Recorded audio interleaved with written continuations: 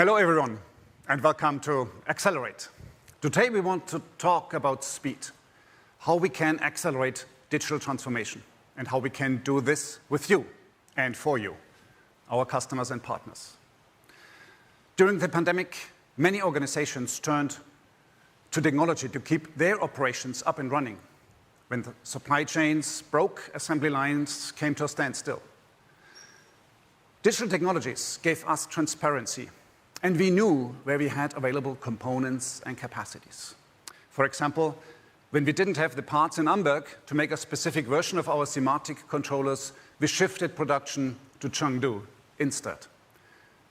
Digital technologies enabled us to deliver when others couldn't. Technology also saved lives. Some companies were able to adapt production lines to make medical ventilators, and they did it within weeks. Or they ramped up the production of COVID vaccines in just a few months. When we combine the real and the digital worlds, we can achieve new levels of flexibility, and we can bring products to market faster. Teams can collaborate from anywhere, saving time and travel cost. The very same digital technologies that saved lives during pandemic can give firms a competitive advantage today. But for all its promises, digital transformation is hard. It can be difficult to move beyond proof of concept. It can be difficult to deploy and integrated solutions. It can be difficult to integrate legacy systems and to fuse data silos. And it can be difficult to scale up. But when it works, it unlocks huge potential.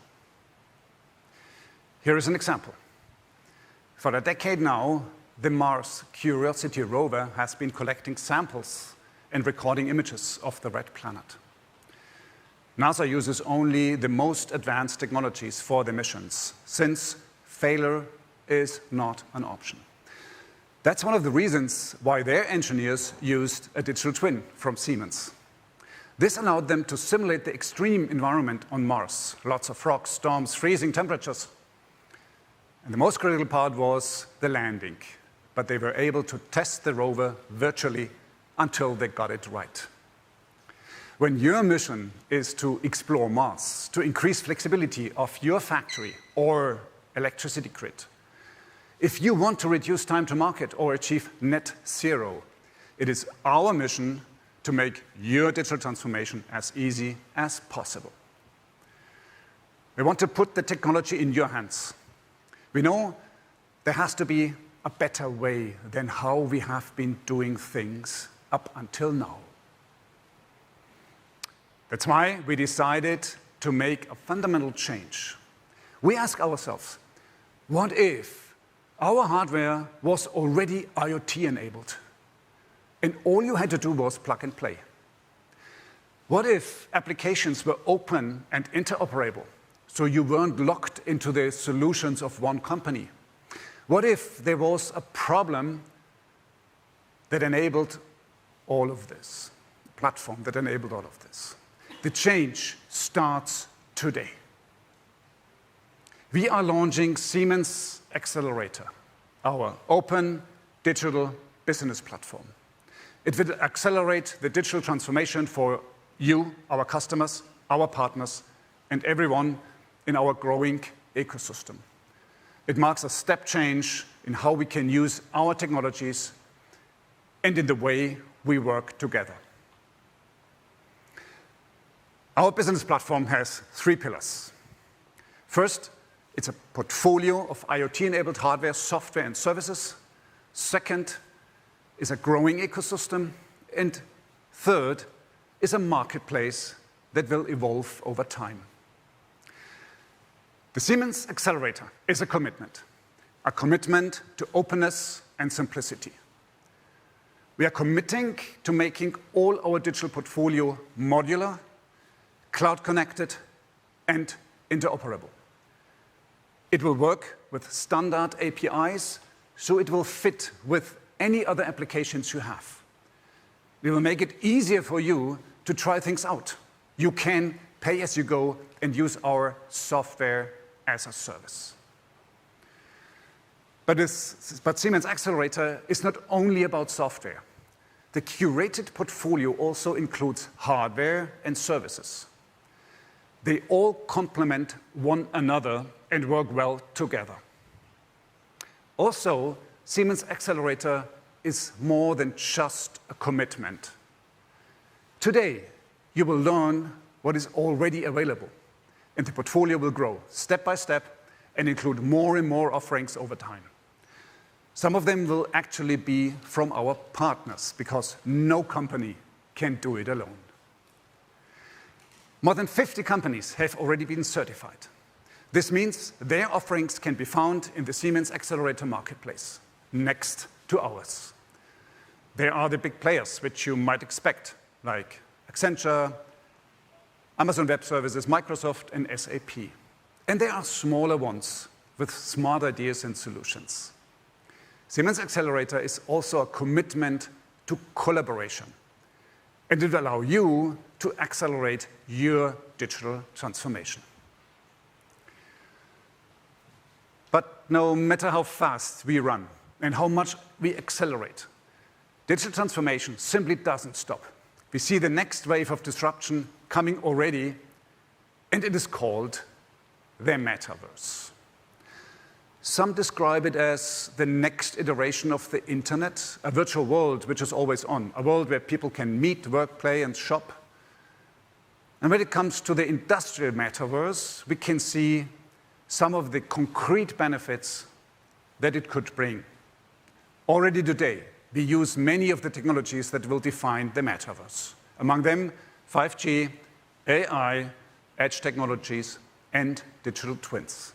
I will give you a few concrete examples. And they have one thing in common.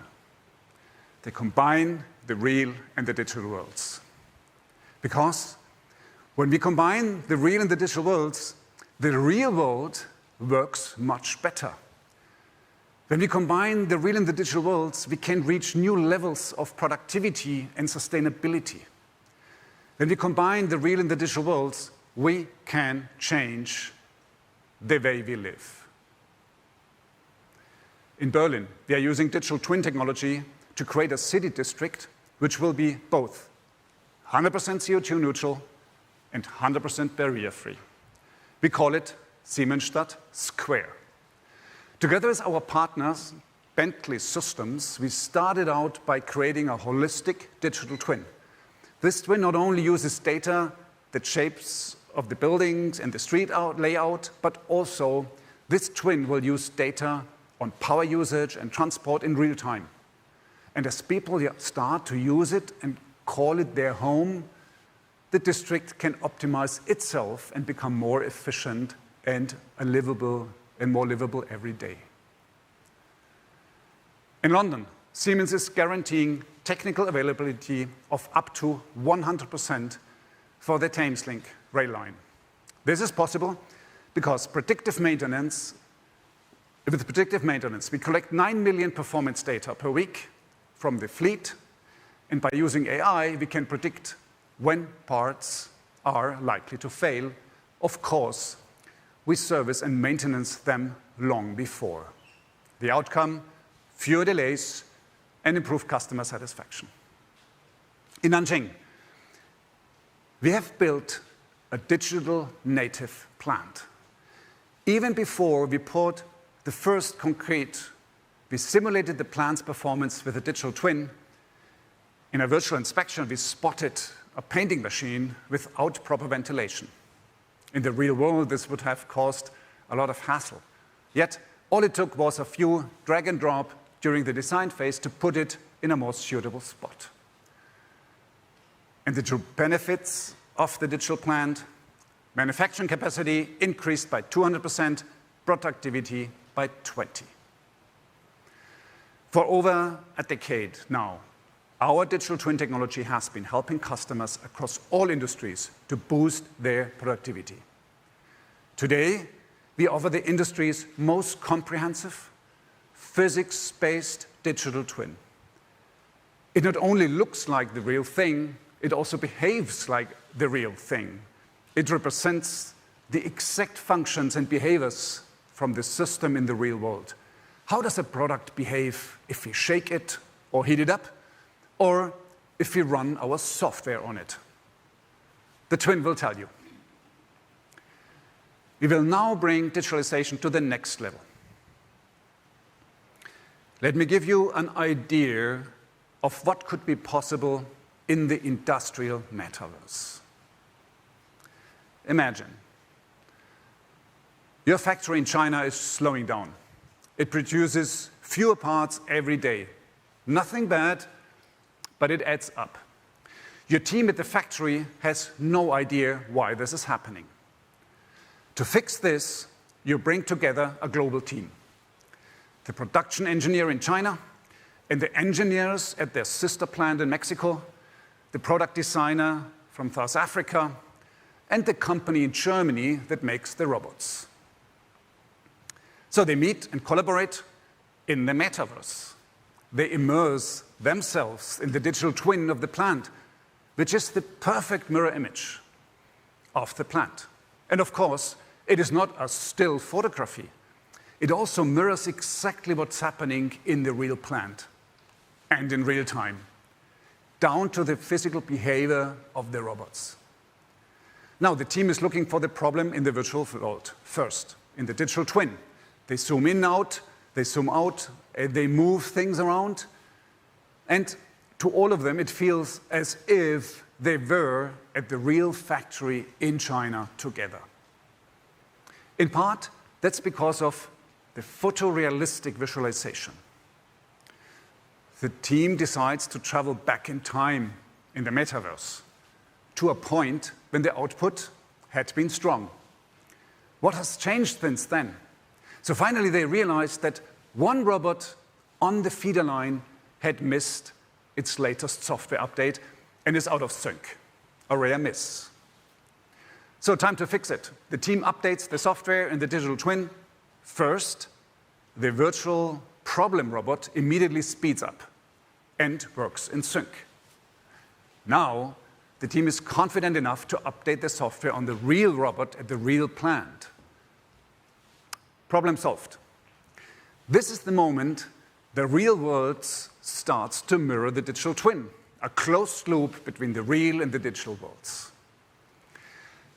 So, of course, the industrial metaverse will not just help us fix things when they break. It will be a place where engineers, workers, anybody can experiment and test improvements, try out big new ideas. Also, AI bots will tour our digital twin 24/7 on their own and come up with innovative ideas to make things better. Well, the industrial metaverse will be a place where we innovate at the speed of software. It will offer enormous potential to transform our economies and industries. Now you ask yourself, who will build the metaverse? That's like asking, who built the internet? It's all of us. That's why today we are announcing a partnership with NVIDIA, a company well known for its high power computing, visualization, and AI capabilities.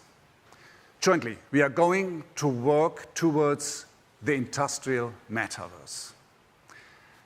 And I have invited Jensen Huang, CEO and founder of NVIDIA, to join us today. Welcome, Jensen. Roland, hi. It's great to be here. Good seeing you. Please take a seat. So thank you for being here today, and I have to disclose to our audience that actually you are interrupting your vacations. And those who know him know that that cannot be, because he doesn't normally take vacations at all. It is very true. It's a pretend vacation. It's a pretend vacation. I'm delighted to be here. This is a very important day for our two companies.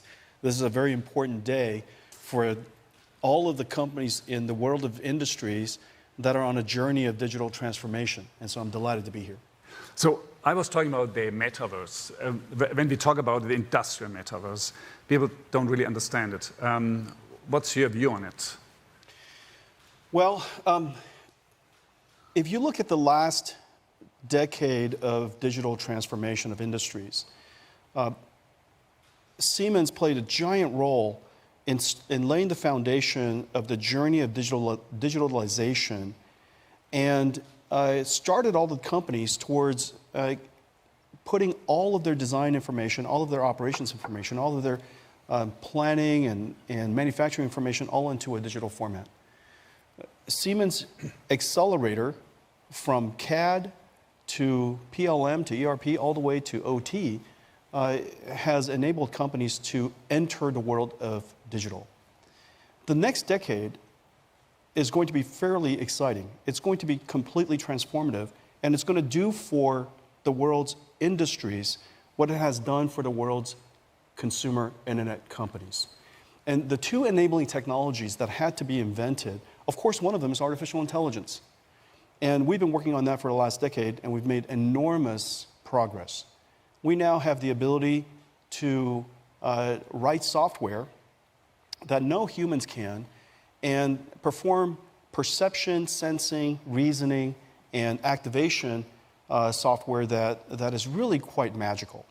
However, something else that needs to be invented in order for us to develop the AI and also to deploy the AI. And let me explain why. In the world of developing AI for internet services, everything is software anyways. You're recommending a movie, or recommending a search, or recommending news, or recommending music. And the recommendation using AI has made it possible for us to all enjoy the internet in a personal way. However, that technology, as miraculous as it is, and it is miraculous indeed, makes a recommendation that in the final analysis, if not exactly what you prefer, does no harm. In the case of the world's industries, two things are unique. One, the recommendation that our systems are recommending engage the physical world. Means it has to make a recommendation that understands the laws of physics.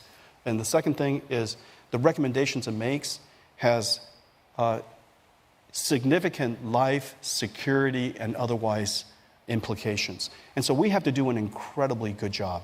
And so the second piece of enabling technology is this concept of a live virtual world. Otherwise, some people call the metaverse. This live virtual world it has the ability to mimic the physical world in full fidelity. And it has to mimic the physical world in real time. This is the only piece of software that industries will engage from the moment they start designing their product, plant, or process, all the way through operations. And it will live on for as long as, of course, that product or that process is in operation. This is where the partnership between our two companies is so important. No company in the world has done more to integrate and to develop a comprehensive suite of tools and applications for the creation of what is called a digital twin. However, between our two companies, and now with our two companies, we can connect what Siemens makes and what NVIDIA makes, AI and Omniverse, and turn that digital twin into a live digital twin. We can now fuse information, fuse data from the point of design all the way through product life management, all the way through the automation of plants, to the optimization of the plant after deployment. That entire life cycle can now be in one world.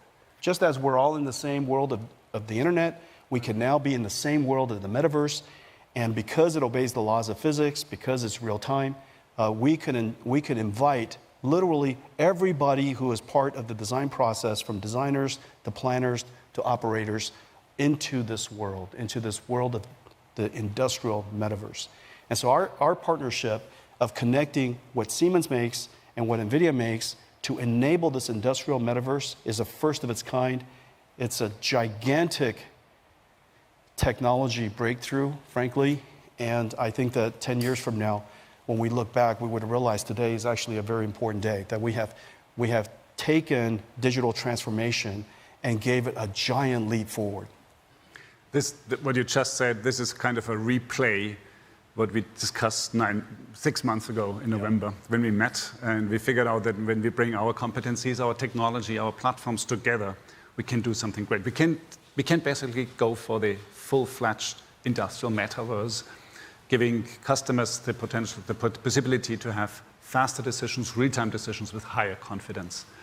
And then we figured out that why don't we send a bunch of people from your side and our side on a mission and say, what can you do in 6 months from now in order to show what our technologies can do together as a first step? And why don't we have a look what they created? That's terrific. Let's see. Siemens and NVIDIA are partnering to advance industrial digital twins in the metaverse, opening a new era of automation for manufacturing. In this demonstration, we see how the expanded partnership will help manufacturers respond to customer demands, reduce downtime, and adapt to supply chain uncertainty while achieving sustainability and production targets. By connecting NVIDIA Omniverse and the Siemens Xcelerator ecosystem end-to-end, we will expand the use of digital twin technology to bring a new level of speed and efficiency to solve design, production, and operational challenges. Siemens Xcelerator offers the industry's most comprehensive digital twin and includes best-in-class software for digital manufacturing, collaboration, design, and industrial operations. Omniverse, based on the open standard of USD, Universal Scene Description, connects a wide range of software tools and users with AI, physically accurate visualization, realistic physics, and ray-traced RTX rendering. NVIDIA Omniverse is a large-scale, full-fidelity virtual world engine and ideal for industrial metaverse. The connected platforms running on GPU-accelerated systems from edge to cloud unlock amazing superpowers, from factory planning to autonomous robots and beyond. Uniting the worlds of information technology and operational technology, the Siemens Xcelerator platform uses edge-enabled devices to collect real-time IoT data connected to the digital twin. When problems occur, engineering, manufacturing, and logistics teams can immerse into the live digital twin to root cause the problem and develop a solution. New solutions can be tested and validated using the digital twin across thousands of scenarios and edge cases, eliminating the need for physical prototypes, reducing critical downtime, and increasing manufacturing agility. Siemens Xcelerator and Omniverse train robot perception AI models on physically accurate synthetic data generated from the digital twin, accelerating both initial training and retraining in the event of production changes. In live digital twins, customers can train robots to perform tasks before deploying the AI models into the physical robot. Omniverse can even be used to train fleets of robots working in harmony. Industrial automation is being supercharged with AI. Inside a digital twin, customers can design environments that allow humans and robots to collaborate safely and efficiently. Together, NVIDIA Omniverse and Siemens Xcelerator are bringing open collaboration to industrial automation, enabling full-fidelity, live digital twins to drive a new level of speed and agility in the era of software and AI-driven digital transformation. Wow. That's almost like it's a real thing. It is, and this is the start. What did it take from your perspective? What did your engineers do? Yeah, there's several things that you saw. First of all, the amount of data that we have to load into Omniverse is extraordinarily large scale. Remember, a manufacturing plant could be millions of square feet. There could be millions of moving parts, hundreds of millions of parts in total. And all of this data, all of this geometry data has to be able to, mechanical data has to be able to work in this virtual world. Second, we have to fuse electronics information and software information. What you saw earlier is not animation, but it's a simulation. The mechanical information, the electronics information, and the software information from largely different organizations have been brought together in this virtual world, in this industrial metaverse. And once you can bring all of this data together, fuse it together, then you can activate it.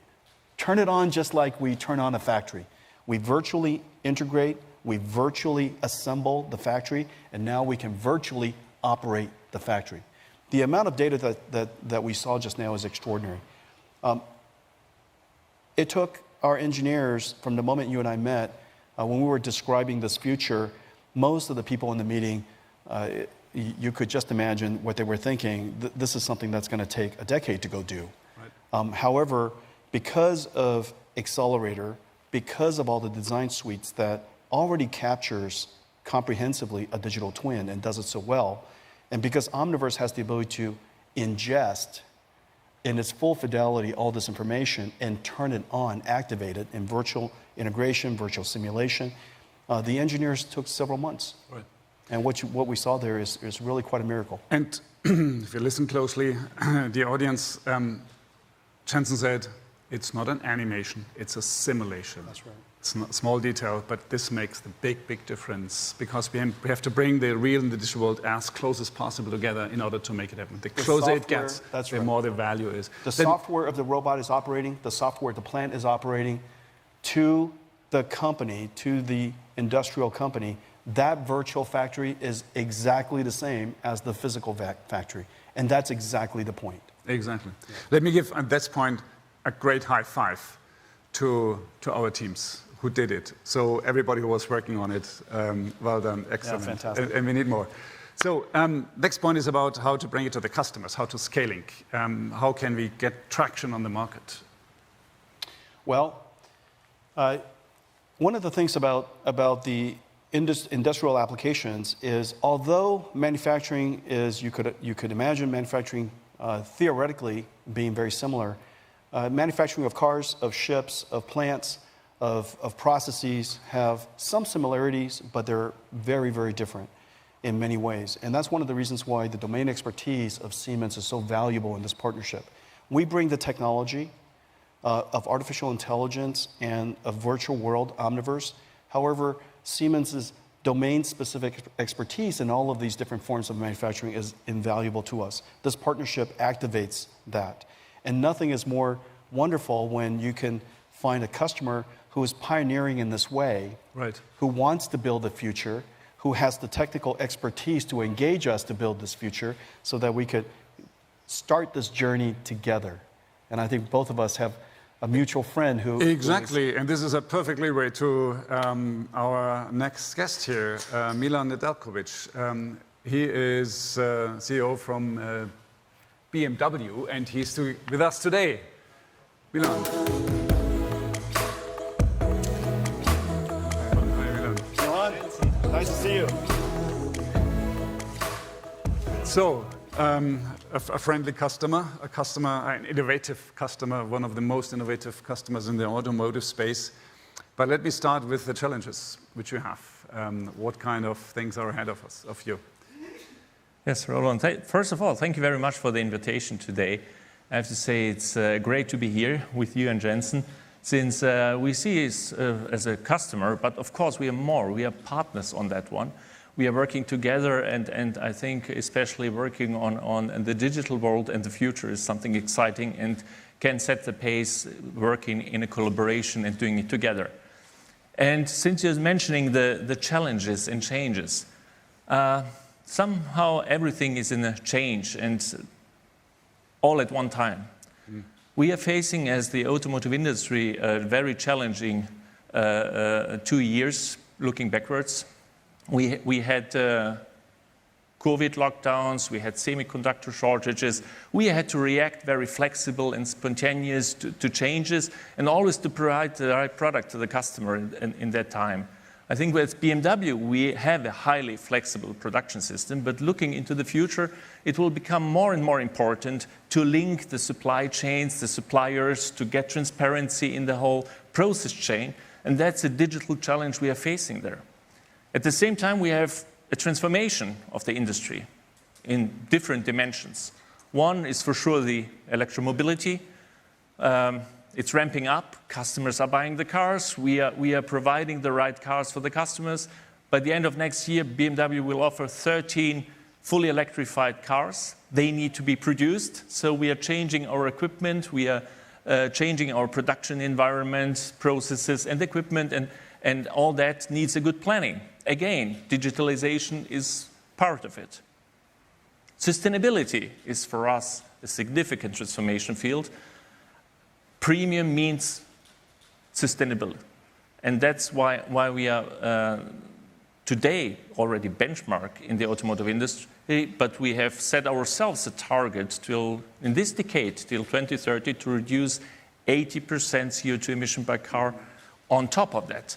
And all that shows there is much to do, and an enabler for all that is, again, a digital world. Milan, I've had the benefit, if I could just say something about BMW's miracle. I've had the benefit of visiting your factory in a digital metaverse, in Omniverse. And this is really quite an extraordinary thing. You build 2.5 million cars a year, 99% of it is customized. You have 2,100 options. The combinatorial explosion is incredible. You're manufacturing this in 31 different factories, and somehow you roll out a car, I think it's once every, is it minute or an hour? Every minute. Roll out a fully customized car every single minute. And now you have to replan your factories to be able to support ICE as well as electric.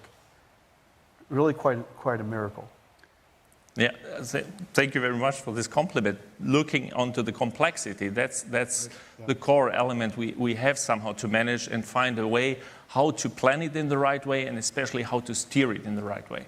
And since we are working on this digital twin approach together, we see the chance to get a grip onto it, and that's a great perspective. I think it's worth looking in detail into it and setting ourselves a significant target. And these challenges you have to manage all at the same time. This is what I understood. So it's a real transformation, what we see in the automotive industry. And BMW's answer to that is iFactory. Is that right? Yes, the BMW iFactory. So what is the BMW iFactory? The BMW iFactory is our master plan for all these transformations. So it's our vision of the production of the future. And we say the iFactory is lean, green, and digital, and I think it explains it by itself. So with lean, we want to have efficient processes, lean processes, but also flexible processes. This is the core, the heart of our production system. We want to be green. We are developing individual footprints for each single production site worldwide, and we have to adopt new ways of energy management in our sites. And of course, digital. That's the core enabler. We must transform from our legacy systems into a future where data is seamlessly transmitted, where transparency is given, where we are talking of flow systems which link into our machinery with edge computing and which goes into applications. And all that must be one unit as a twin of the production and the steering complex of the production. You know, the thing that's really profound about iFactory, the first time I heard that from Milan, I realized that they realize that the factory is as much of a product as the product that the factory is trying to make. Yeah. And yet all engineers would design digitally with CAD, we would simulate, we would stress test, we would optimize, we would be connected to our product, we would continue to refine it with OTA over time. But yet, very few companies would treat their plants that way, to design it digitally, to simulate it, to fuse all the data, to simulate it cohesively, to stress test it, and iterate it and optimize it over time. So the fact that you name the factory a product says a lot about your attitude about the factory. And so I think that that's completely transformative. And that's a product which has to live, because your manufacturing site, the idea is once you have the digital twin, that you go for optimization in a continuous way. I mean, you will build a brilliant one, but there will be always improvement potentials. You have changes in your cars, you have changes in your products, and then you improve it. That's part of the the exercise why you digitalize too, right? Yes. For us, it's important to get transparency and also to use the capabilities for digitalization. And we have different pillars we are looking at. One is connectivity. We must get seamless connectivity, easy connectivity, flexible to adopt 5G networks in our systems to easily have small applications being used and then again changed over time. We need artificial intelligence being used in our equipment. For me, artificial intelligence is the next big thing for automation in a production field, to use it for camera systems in quality areas, to use it for the logistics transports, to use it in maintenance and machine steering. So artificial intelligence is boosting right now and gives us huge opportunities. And last but not least, virtualization and the digital twin. To bring everything as digital twin into a virtual world opens a complete new dimension. We are getting the opportunity to set up our systems, plan the systems, link them into the real planning fields, connect people, and at the end of the time, even steer the whole plant with it. So it's a huge field we are tasking. And then when I just quote a little bit of our discussion which we had, then I said, oh, I mean, let's start with the line. And you said, no. This digital twin has to be comprehensive. It has to be a full digital twin, from the shop floor to the roof, from your robots to the cars, to the products. It has to be complete, right? It has to be complete. It's very important. And Jensen, we did some work the last year to bring our facilities into a digital twin, to generate more or less the basis for a digital twin. But the important thing is to link it into existing systems, to really have the reality and the twin always fit to each other, and then have the capability with artificial intelligence inside the digital twin even to steer the factory. That's a huge approach. And then when we talk always about having real-time decisions with confidence. That means at the end of the day, if you simulate something on a digital twin and you figure out you want to change something in the real world, then you should. That means you really change the real world, and you better get it right first time. This is the big difference between what you described before, the internet and the metaverse and the industrial metaverse. We are talking about impact in the real world. That's right. If you look at almost every engineering project today of any significant complexity, we simulate the product before we go to production. And because almost all products today are software defined, there's a great deal of software that sits on top of it. We essentially, all companies that build products have a digital twin. BMW has a digital twin of the car. And they would simulate new software releases on the car before you release it OTA into the fleet. NASA does that for the rovers. We do that, customers do that, companies do that for phones. We do that for our chips and computers. And yet, for most plants and most factories, it's nearly impossible to do that today. And the reason for that is because a plant building a whole bunch of products is way more complicated. There are millions and millions of parts. Many of them are moving. The amount of software that's inside a plant is incredible. And so we need to create a very large-scale simulation platform, which is what Omniverse is about. It has to be physically based, just like Omniverse, and it has to fuse data of all modalities, whether it's mechanical, electronic, or software. We need to be able to put that into Omniverse and simulate this plant. And so in the future, Milan, you will develop new software, you will change the layout of your plants, maybe you change the procedure of the workers in the plant, and you would simulate that in your virtual digital twin, and you will prove that it is optimal and safe before you OTA it into your plant. So that customers or partners who would listening to us, they would say, that sounds great, but that seems to be really expensive. Why would I invest in this one? I mean, did you think about it, about the investment which you have to do in order to make that really digital twin? The core element is to get started. I mean, we got started and we are going from one step to the next. It's an adventure. Since we are approaching new fields, the digital twin itself, I mean, many fields, as you say, have digital twins already. The digital twin itself is not the challenge. The challenge is to link into this digital twin the existing systems, one by one, and to have any change in the digital twin being reverted in the original planning tools. To get the digital twin as a full digital twin means to use it with sensors into the manufacturing and use it as a steering brain for the reality. And this is something from today's point of view, it's a vision. It's not here yet, but work on it step by step. That's the challenge. And at the end of the day, the benefits are huge. So I think it's worth doing it. Yeah, two things, excuse me, Roland, two things that you said that I would love for everybody to hear. One of them, you told me a long time ago that you would like to improve the operational efficiency of manufacturing by 30%. Now, for a company, the enormous scale of BMW, 30% of manufacturing could drive enormous efficiencies and cost savings. That's one of the reasons why it makes so much sense and so compelling for you to make the investment. The world's industries represents hundreds of trillions of dollars over time.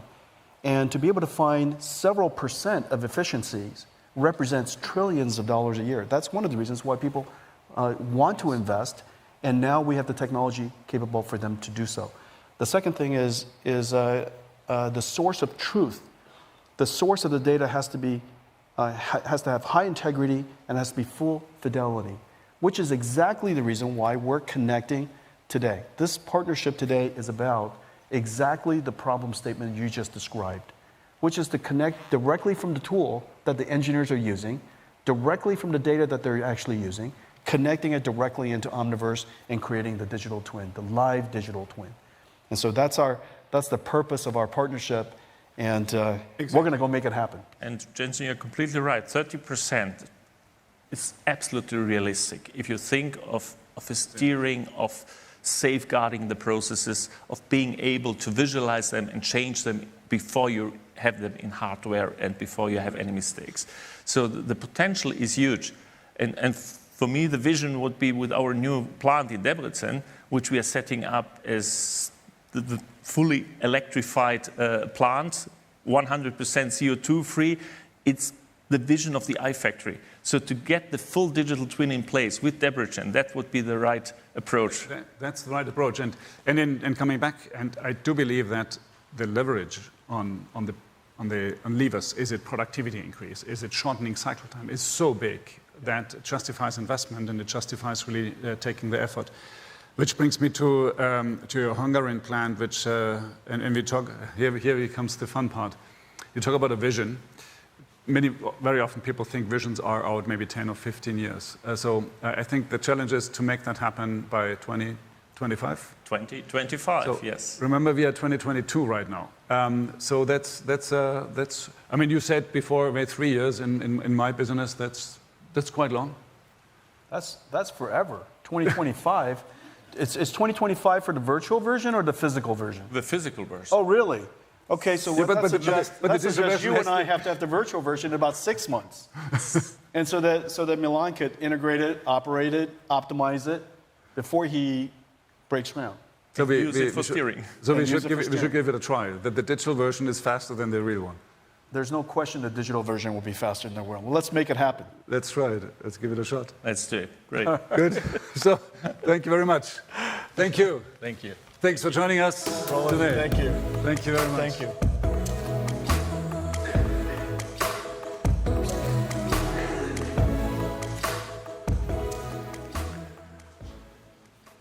Well, this is one of the examples that shows the spirit of Siemens Xcelerator. But there's a lot more.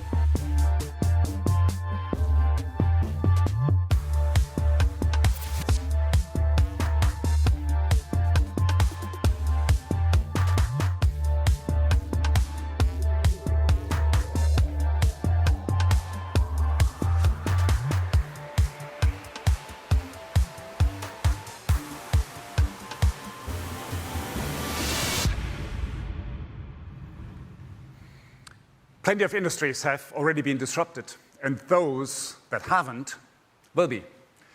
Across all industries, markets are changing faster. Complexity is increasing, and traditional business models are no longer competitive. My next guest has experienced this firsthand in the media industry. Today, he works at AT&T as their Chief Technology Officer. Here is Jeremy Legg. Hello. Hi, Jeremy. How are you doing? I'm very good. I'm very good. Thanks for having me. Thank you for joining us today. So, Jeremy, digital transformation is hard. We know that. But it's hardest when digital transformation is disrupting you and your business. Jeremy, this happened to you some time back before you joined AT&T in 2020. You had worked at media companies. So what happened? Yeah, I mean, we've seen this happening all over the world in the media industries, not just here in the United States. But I've sort of watched our business model deteriorate before my eyes and a new one spring up. And so, the television industry domestically, certainly in much of Western Europe, has been a pay television model, right? The traditional cable closed system delivery model where consumers paid a subscription for channels, and many of them they didn't want to watch. And then when the streaming wars happened, and Netflix certainly was the first one out of the gates, I was one of the people that built HBO Max, and one of the competitive products. That business model grew up. I think the subtext of all this is what happened in media is happening in a lot of industries, and that's software eats hardware for breakfast. And that's what happened in media. Everything moved, and the digital transformation moved to video delivery over the internet at scale, which wasn't something the internet was really originally set up to do, but it is capable of doing it now. And so it was just an enormous change in business model and technology and in consumers, in that you move from a wholesale business where you weren't really responsible for the consumer experience to one where you were directly responsible for it, not just in terms of the billing and all that side, but the experiences that consumers were having with your products. So tremendous change in the media industry, and one that I've carried with me here over to AT&T over the course of the last couple of years. I like that. Software is hardware for breakfast. Our way of saying it is we make, out of a hardware problem, we make a software problem and increase the speed with which we can solve it. So today, as Chief Technology Officer, you need to help with the digital transformation of AT&T. So what do you need to deliver? So it's a host of things. You start at a platform level, and so we were a pretty traditional on-premise computing, both network as well as software application technology stack, and we had to modernize that stack, which is quite large, and so we ended up moving thousands of applications up into the public cloud. We shut down thousands of applications that we no longer needed. We had to retrain our workforce to really become a cloud-first software developer workforce versus one that was used to doing a lot of these things on-prem. We developed and embraced SaaS applications, both ourselves as well as with partners. But then we also, we're at our core a networking company, and so we built out technologies around the edge of our network as well as the interior of our network to bring new products and services to our partners as well as consumers. And so we've been working very closely with the automotive industry, with healthcare and a number of other industries, certainly cybersecurity in addition, to build out new products for them. So an example of that is, as you look at autonomous driving and what's happening in autonomous driving, the connectivity and the network in and of itself is incredibly important. Not a lot of people want to be inside of an autonomous car that has high latency.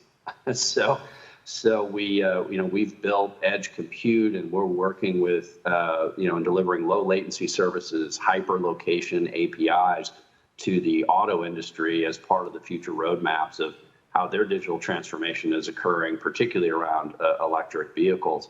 But we're also doing a lot of other things in cybersecurity as it relates to, how do we block the bad guys before they ever get down to the device or to the firewall on a LAN or a WAN, as an example. So it's like blocking the bad guys before they get on the beach versus waiting until they get inside of the country.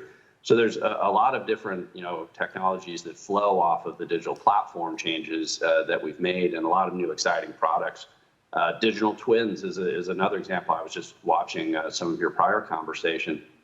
As we think about how we deploy spectrum, how we deploy our network, and how we optimize that network, we've started building digital twins in order to optimize how we do that in certain markets, and that's another example of what we're doing. That sounds to me like heavy lifting, first and foremost, and secondly also like a typical digital transformation. So you're cleaning up legacy system, bringing new products, innovating faster, changing your business models at the same time. So here comes my last question to you. So what do you want from a partner like Siemens? How can we help you on your digital journey? Well, I mean, in a lot of different ways, but I'd say first and foremost is making it easier, to integrate technology. And there's a lot. Large companies have a lot of different inputs, in these digital transformation, and have lots of partners, and so you're aggregating technologies together that haven't always worked together. So how we actually integrate these technologies and making it simpler and moving at the pace of digital transformation is enormously important. The one thing that I've really noticed in my digital transformations in the media industry as well as at AT&T is that you're kind of stepping onto a faster moving conveyor belt. The expectations for how quickly you integrate products goes up. The expectations for how you iterate your products for consumers or for businesses increases. The pace just gets faster. It's more exciting, and it's really fun, but at the same time, you have to be more responsive. So a number of the things that we're already in discussions with Siemens about, whether it's the electrification of our fleet or things that we're doing in smart buildings and smart cities, it's making those technology integrations as simple as possible. And so that gets into how you architect, API layers, how you architect abstraction layers, how you build development tools and integrate them in, where you make these things available, whether it be in the public cloud or through yourselves. But looking at open standards, looking at open stacks, and making it as simple as possible for us to leverage and integrate those technologies. Thanks, Jeremy, for sharing your insights, your experiences, and your challenges. And I'm very much looking forward to meet the real version of Jeremy at any time soon. Take care. Take care. Thank you for having me. Thank you. To make digital transformation easier for Jeremy and for you and for everyone else, we are building the Siemens Xcelerator business platform. You remember? A comprehensive, curated portfolio, a powerful ecosystem, an evolving marketplace. A defined technical and commercial governance will make it easier for partners to come on board. The whole Siemens Xcelerator portfolio is designed to connect and to fit into your world. If a Siemens product has the X on it, it means that it follows all these 4 criteria and principles: interoperable, flexible, open, and as a service. So let's take them one by one. Interoperable. If you combine several applications from Siemens Xcelerator, it will feel like plug and play because the solutions and technologies can talk and understand one another. Flexible. Every business environment is unique and has its specific needs. Normally 95% of your landscape might be rather standard, but the remaining 5% can cause a bad headache. When you connect the Siemens Xcelerator portfolio with legacy systems or with applications from other companies, We promise that those 5% will be manageable. We can even give you tools to make things fit 100% like Mendix, our low-code platform. Open. You will always be free to use applications or products from other companies or from the open source community. And you can connect them with our Siemens Xcelerator offerings. Finally, our offerings come as a service. Take the example of predictive maintenance. You might want to know when is the exact moment to service a pump. So you could buy components and a software license and build the solution yourself. Or you use one of our Siemens Xcelerator offerings. You pay only for what you need and when you need it, without a big upfront investment. We are creating a business platform that has the power to accelerate your digital transformation, to make it easier, faster, and more scalable. Its purpose is to create value for you, for companies of all sizes in industry, buildings, grids, and transport. We are building Siemens Xcelerator with you and for you, because we want to do more with less. Because we want to disrupt rather than be disrupted. Because we want to innovate faster. And because we want you to accelerate. Thank you.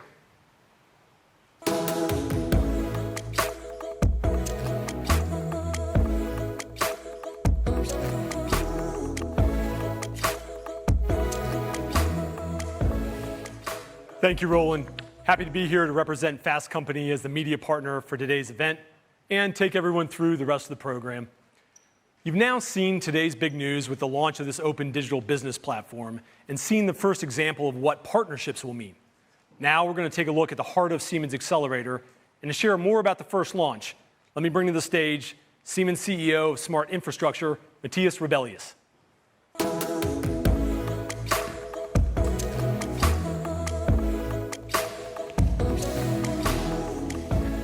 So thank you, Ben, and hello also from my side. And it's really a great day today. And for me also being, in building technologies business and now in smart infrastructure for almost 20 years, buildings have come a long way. As you see here, the sector is still lagging behind when it comes to digitalization and productivity. But in the long time, our first computerized building management system dates back to already '69. So this is where, when we're talking about traditional buildings, we were the first also to create a leading multidiscipline software for entire building management. And as buildings became more complex and smarter, and we found ways to manage their various systems on our IoT and cloud platform and include into our management stations. At Siemens, we have always been a front runner in this space, and this will continue. And according to Verdantix, and it's an independent research company, we are among the top 3 providers of IoT platforms for smart buildings already today. Considering that we all spend 90% of our time in buildings, it is our passion to make them even smarter. And today, only less than 10% of the buildings are really smart. So there's still a lot to do, and digitalization is the way to make every building more efficient and more sustainable. Now we're making a huge step forward, our vision of autonomous buildings. We are leveraging our domain expertise from the history and the IT-OT integration, bridging data silos and creating one common data lake for a comprehensive digital operations twin for buildings. We are tailoring the user experience to the needs of different user groups, such as occupants, who expect superior experience, comfort, safety, health, and well-being. Operators who look for availability, efficiency, ease of control. And the property investors, for example, who want a return on investment, sustainability, flexibility, and adaptability. We're also leveraging analytics and better decision-making using the power of data in the cloud with artificial intelligence. Now imagine a building which understands and knows what your preferences are, what comfort and safety feels feels good for you. A building which knows how to manage all the different systems from water, gas, electricity, and so on in an optimal way.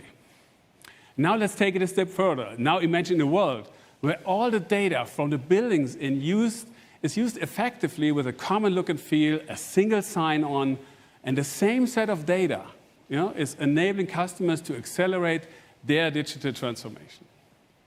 A world where separate systems beyond buildings, including the electrical grid, the transportation infrastructure, communicate transparently amongst themselves.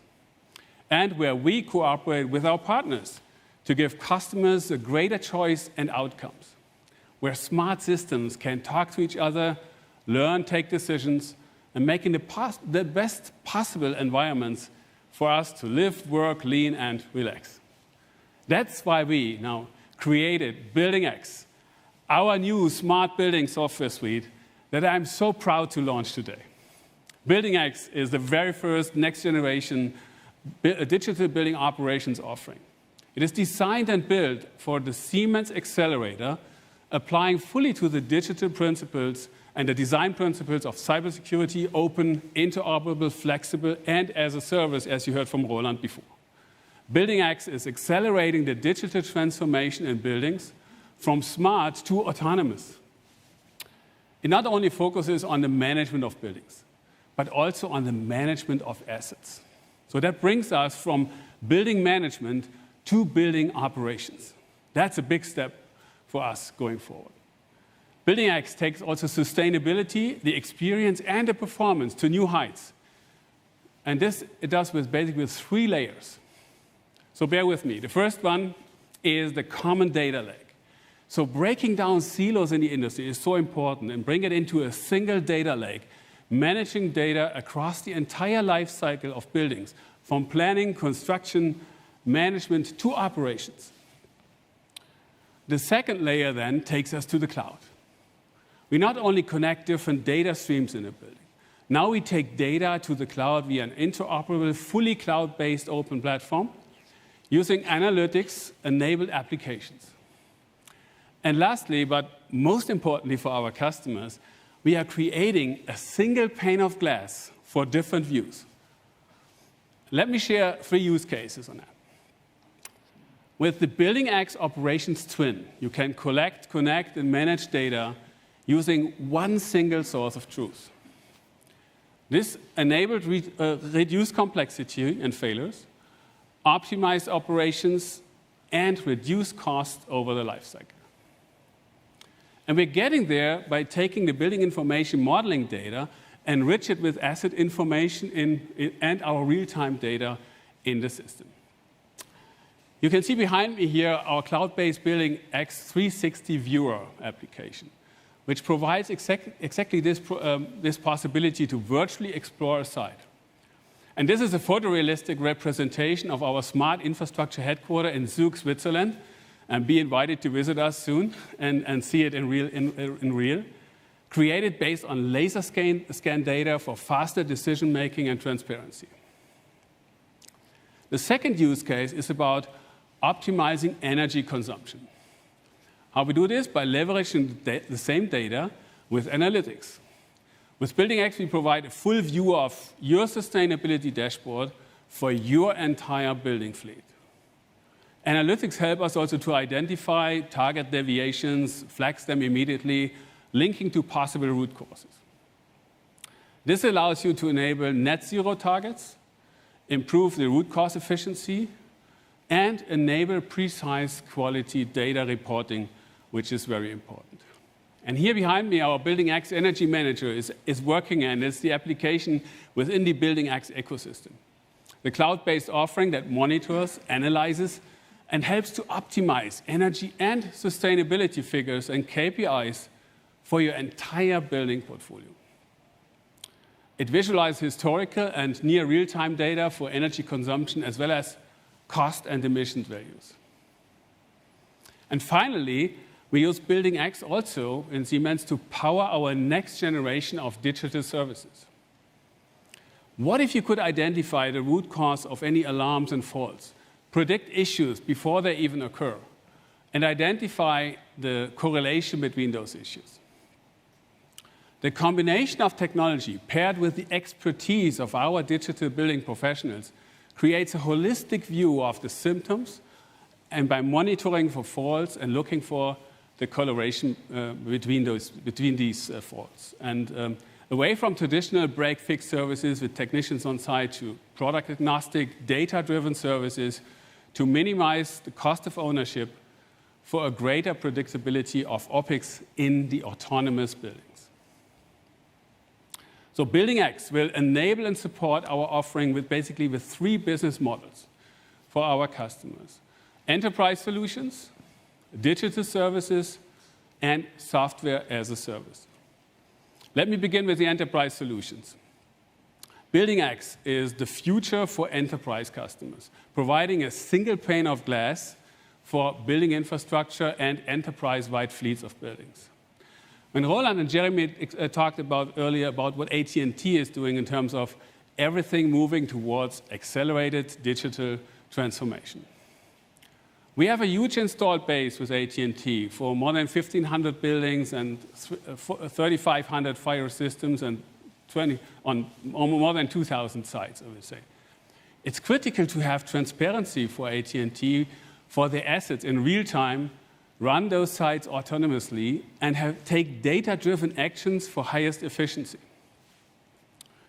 The second example is about digital services.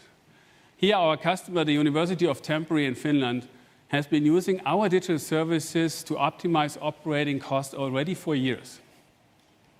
But now they have started to use the new Building X Energy Manager app and more to come and bring services forward. So talking to Ville Kauto, the maintenance manager at SYK, so the University Properties of Finland, and his team, they knew exactly what they needed to rethink their existing maintenance model to satisfy students, employees, contractors, and also, of course, also themselves. Together with us, they co-created a data-driven model, which is also possible in Building X Twin, that not only provides greater convenience for us and the user, for the end users, but it also made maintenance much easier through the asset.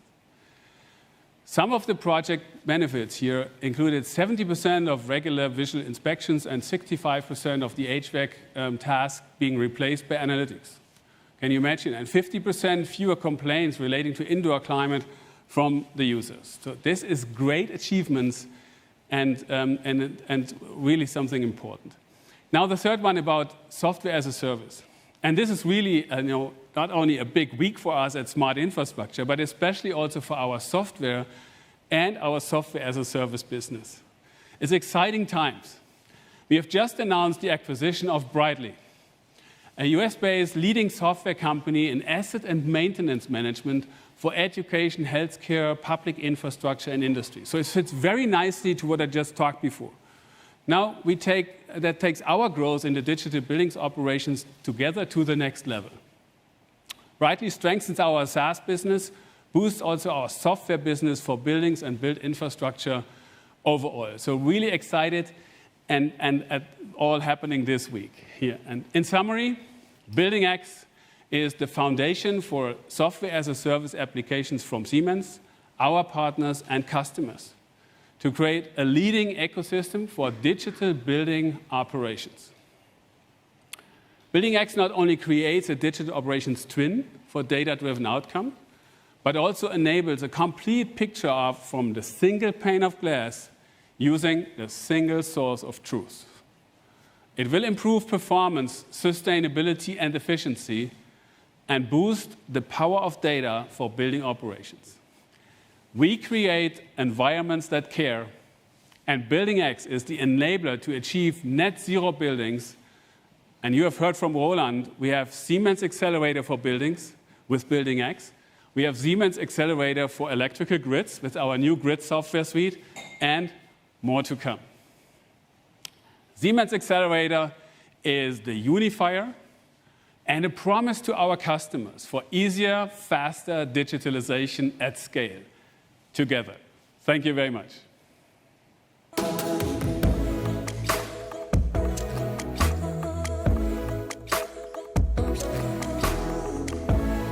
Thank you, Matthias. I look forward to having a better environment in my office very soon, so hopefully looking forward to seeing what Building X can bring when it's rolled out. Now, to dive into the world of industrial operations, I want to introduce the Chief Technology Officer of Siemens Digital Industries, Dirk Didascalou. Dirk?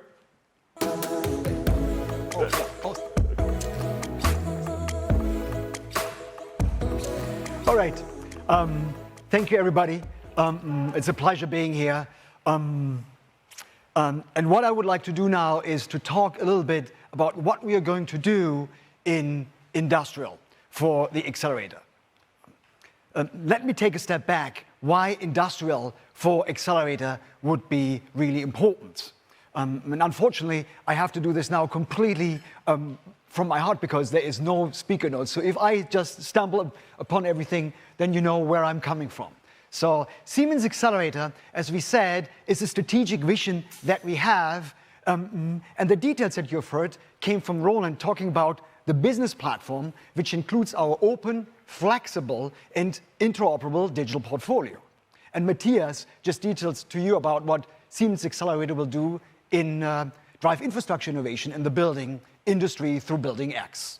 But what about the industrial side? Now I'd like to talk about how Siemens Xcelerator can accelerate the transformation of industrial operations by combining what we've heard before from Roland, the real and the digital worlds, so that our customers can become data-driven and move at the speed of software. So why then Siemens Xcelerator? Let's take a step back and look at today's industrial landscape.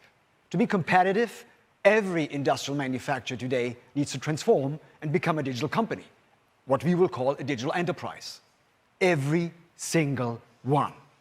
And the world loves IT and software. We've heard that before. But if you're really honest, the world runs on OT, operation technology, and hardware. So most companies now need some help integrating IT and OT. And we at Siemens are at the forefront of doing this, IT and OT world combination for our customers. We have long seen the need for IT and OT to converge. And for decades, we've been solving these two domains for a while. And that's why today we're actually #1 in automation and #1 in industrial software. So what does it look like to become a digital enterprise in detail? Today, most companies optimize individual elements of their value chain. And they do this over and over and over again. That's what we would call process-driven. By contrast, digital transformation means that you become data-driven in your decision-making. You optimize the end-to-end system value, and you iterate your processes and adjust them to improve them each and every time. And what's the ultimate goal? Why would you do that? What's the key KPI?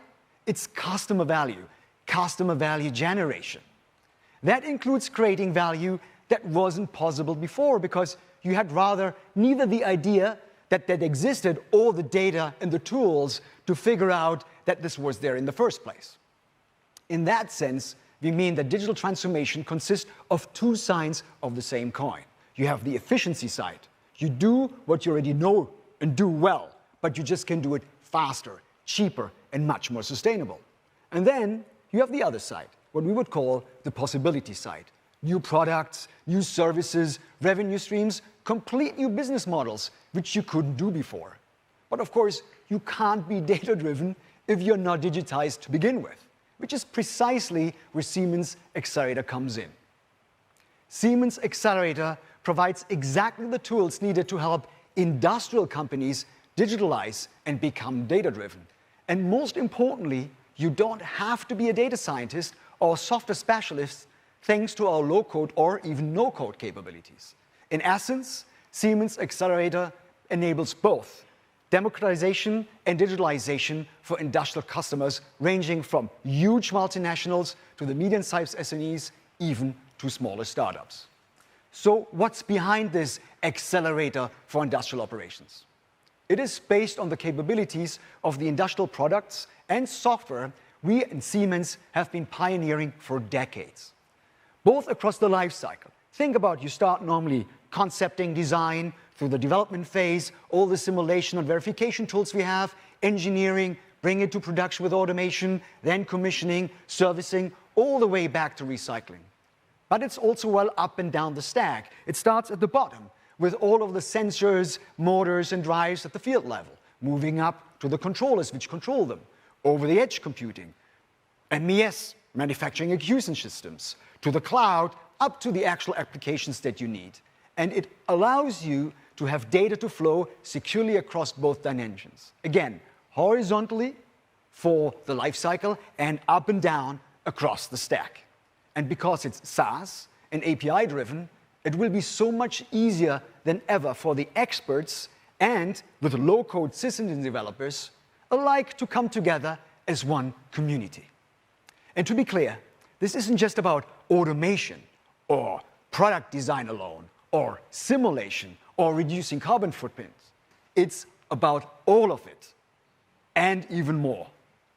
It's about accelerating all industrial operations, what we will call, going forward, Industrial Operations X, where we bring together our IoT, our edge, and our low-code capabilities into one single interoperable offering, all on the Siemens Xcelerator platform. So let's take a look at what problems our customers can actually solve with Siemens Xcelerator already today and with Industrial Operations X. Well, the first company benefiting is actually, well, ourselves. I mean, we produce stuff as well. It's about productivity. At our electronics factory in Amberg, we implemented a structured, lean digital factory approach. So by deploying smart robotics, AI-powered processes controls, and predictive maintenance algorithms, and all that to achieve 140% factory output at double the product complexity. And the most interesting part was without need in additional resources. So we were very, very proud that the World Economic Forum recognized us at the world's lighthouse factory delivering Industry 4.0 technologies.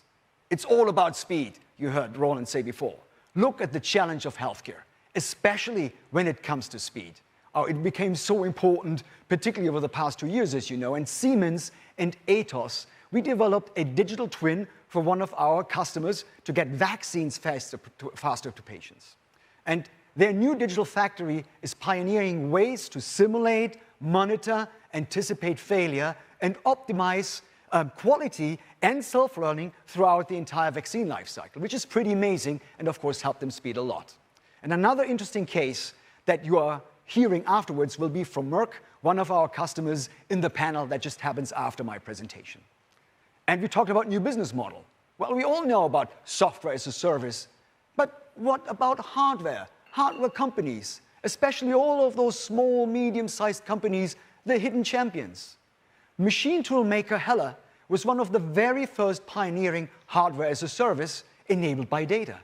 And now they go even further with a complete new business model where a customer can buy or lease a machine at a much lower price with the basic functionality, and then later when they need it, or if they just want to try it, upgrade to premium features at the press of a button. It's literally the equivalent of in-app purchase made possible nowadays for industrial operations thanks to digitalization. We heard so much about sustainability. What are the challenges of creating carbon-neutral mobility? We are working with Swedish battery manufacturer Northvolt, manufacturing lithium-ion batteries for electric vehicles, including digitalization processes at their state-of-the-art manufacturing plants, so that also their own manufacturing reduces carbon footprint across the entire value chain. And we are also using digital tools to even help them recycle the batteries at the end of the life cycle. And of course, efficiency. One of today's biggest challenges at the world is feeding our ever-growing population. Vertical farming is a big step forward where we use digital twins for indoor gardening to determine what needs to be done to ensure each plant gets exactly the right quantity of nutrients, water it needs for ideal growth. And the results? Higher yields with much less water consumption and also no pesticides. And the best is that at the end, it tastes as good or good enough for 3-star Michelin restaurants. And these are just a few examples of what problems our industrial customers can solve with digitalization today, created by our Siemens Xcelerator offering. And finally, it's easy. And it's not only easy for our customers, but also for our partners, such as Sustera. They are offering an all-in-one sustainability platform with online functionality for each step of the ESG journey, which you know is pretty complex, but they build it with our low-code capabilities. Now, I'm asking you, after you heard all of that, what can we do together to accelerate your industrial operations? Let's switch gears a bit. Roland spoke about how Siemens technology is enabling the exploration of Mars, yeah? And that's not limited to space agencies like NASA or really big nationalities. It's also enabling anybody to have a whole new perspective into space so that the sky is not the limit. You will rise, floating to the edge of space until all you feel is wonder. A thrilling 6-hour journey carried by decades of aerospace expertise, a view few have experienced, a journey that will change you. Welcome aboard. Space Perspective. Let's welcome Jane Poynter, CEO of Space Perspective, a startup company who's using Siemens Xcelerator today. Welcome, Jane. So good to have you with us. Yeah, thank you. It's really exciting to be here. So Jane, can you tell us a little bit about what is Space Perspective and what you're up to? Well, so as you could probably see from the video, we have really rather reimagined space flight. I think when most people think about space travel, they think about high Gs and training on the right stuff, and you got to really have a lot of adventurous spirit to go to space. Well, we flipped that on its head. We are using enormous balloons to take people to space, which allows us to go at the roaring speed of 12 miles an hour. So that makes it really gentle, accessible. So the whole 6-hour experience initially, so it takes you 2 hours to go to space, 2 hours up and 2 hours back down. It's just this very gentle, accessible experience to have really what astronauts call the quintessential astronaut experience of experiencing our Earth in space. That's so awesome. And what's so funny is when I think about space travel, I always think about rocket science. And we always talk about the difficulty of rocket science. Now, there is no more rockets, but at least there's a lot of science, I guess. So maybe you can tell us about the difficulties that you have to solve and how we could help you with them. Yeah, absolutely. You most certainly are helping us. So for us, right, it's about giving our customers the most mind-blowing experience possible. And so a lot of that is safety. It's about the whole experience. And so we're going up under the balloon and back down under the balloon, and we splash down in the ocean, which, as it turns out, is incredibly safe to do, which is why you see a lot of spacecraft coming back down into the ocean. So rather than belly flopping into the ocean, which you see most capsules do because they have to deal with that heat shield on the front, we are attenuating that splash with that pointy bit on the bottom. And so what you guys are doing is you're helping us do rapid simulations. We've gone through hundreds of simulations of designs of that particular splash cone at the bottom. So we get a very gentle splash. Then, of course, that then translates into the structure of the system. So we're using your software to really optimize the structure. And then it's all about the view. So we got these amazing windows, but we're in this incredibly thermally dynamic environment. We got all this heat coming in. So we now need to get all that heat out. And your software is helping us, and your team actually is really helping us optimize the thermal environment inside the capsule. So our customers are very comfy. Oh, that sounds fantastic and awesome. And I realized that sustainability apparently is a theme that is, at least for your professional life, really important. You first created Biosphere 2, and that sounds like a much more sustainable way going to space. Maybe you can tell us also about how technology can help for sustainability. Yeah, so Biosphere 2, we were designing back in the 80s, right? So it was this entirely sealed environment that eight of us lived inside for 2 years and 20 minutes. And it turned out that Siemens actually helped us way back then, because there was no such thing as a control system that we had at the time. We were co-creating it with you at the time. So now, wind on, nearly 30 years later, and here we are. You guys are now helping us with our vehicle and the sustainability of our vehicle. So the capsule, the whole Spaceship Neptune itself, is essentially a zero-emissions vehicle because we are using buoyancy to get up to space. But mass, weight is of huge importance to us, right? Because every ounce means we have to take it up out of the gravity well. So you guys are helping us really optimize our vehicle, all of the mass, scrubbing all of that out of it everywhere we can. And then, of course, things like energy-dense batteries and things like that are, of course, all helping us with the sustainability of our vehicle. And we also operate our company as a carbon-neutral company. Wow, that sounds like a lot of challenges that you solve. And you have heard us before saying that we bring now our portfolio, which you have more or less great proof points saying about that they have been developed over decades now, together into this Xcelerator digital platform so that we help our customers like you to do digital transformation and use digital twins. How can you use digital twins and digital transformation in your journey? Yeah, so the demand is enormous for space travel. And so for us, we got to make sure that we have a vehicle that we don't just send to space once or twice or 3 times, that we're able to have routine operations going to space. That's one of the major challenges about spaceflight for every company, right? So having a digital twin, first of all, it helps us make sure that we have designed a vehicle for operability, maintenance, everything that goes along with routine operations, and then using that digital twin, once we're in operations, to actually help us with that maintenance of our vehicle and understanding ahead of time what's happening with our vehicle as it's going through all of these different environments that we take our customers up and down in. It's really, truly transformational for us in our company. Okay, and I'm pretty sure I know somebody who's also very much interested in space travel. Cedrik, don't you want to come up? Absolutely. Oh, we can do like both. Thank you. So, I mean, we wanted to both of us wanted to be astronauts, cosmonauts, wherever you are in the world, space explorers. And we have 3 questions for you. So one was, when and where can we sign up? Oh, yeah. So we're going to be taking people up around the end of 24. And you can go to our website, spaceperspective.com, and you can now buy your very own ticket to space online. And the third question is, if you are participating in Xcelerator, do you get a discount? So we want a discount from you. So that's one thing you don't have to answer now. Well, I suppose just for you guys. You are awesome partners. Perfect. So whoever signs up for Xcelerator can fly to space also. All right. Oh, how do you say to get lifted to space?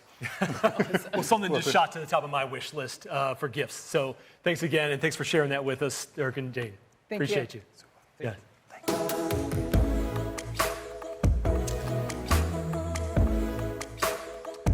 In our last session today, I'm excited to be joined on stage by the CEO of Siemens Digital Industries, Cedrik Neike, as he and I will hear from 3 customers in 3 very different industries who are already making these ideas a reality. And to tee up our conversation, here's what that looks like.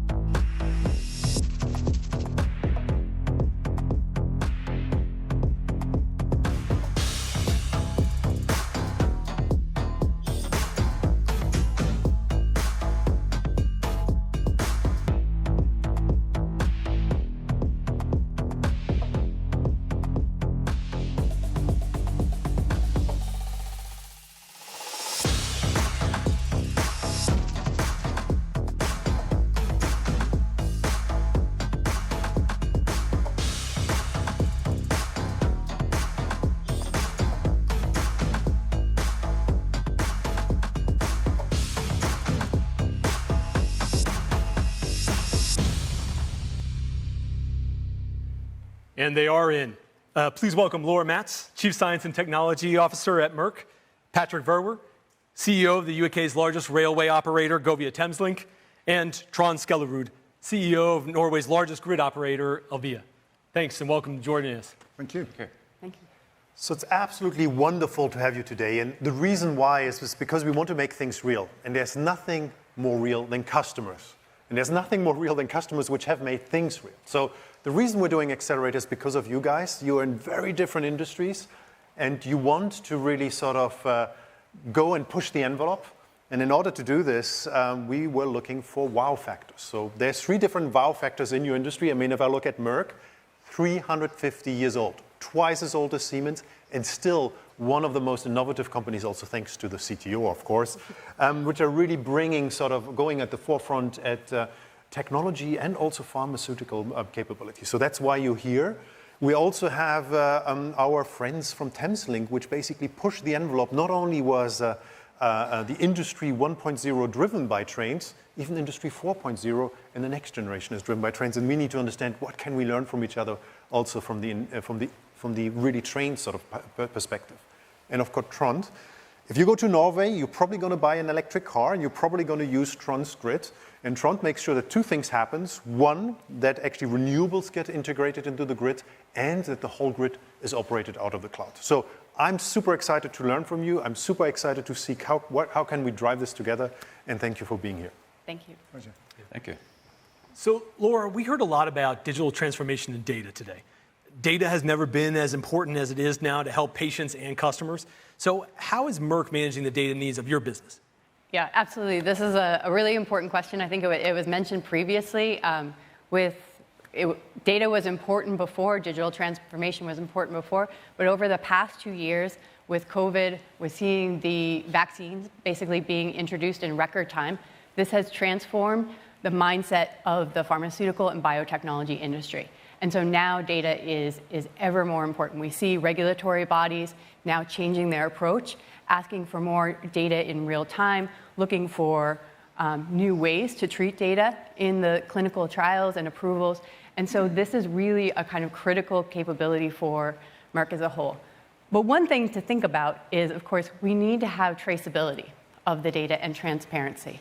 And the transparency of the data needs to come all the way from the raw materials that we use to make the drug into our manufacturing and in the finished goods as we get it into patients' hands. And this is really key to the trust that we gain from our partners and also from our patients. And so I think this is something we're really focused on as Merck. I'm really excited because in 2021, we introduced a partnership with Siemens where we're bringing in digital tracking technology for data so that we can have that traceability and that confidence in the data. And so now I think we're really, really advancing. Yeah. One of the other pieces of is personalization in medicine, right, with data.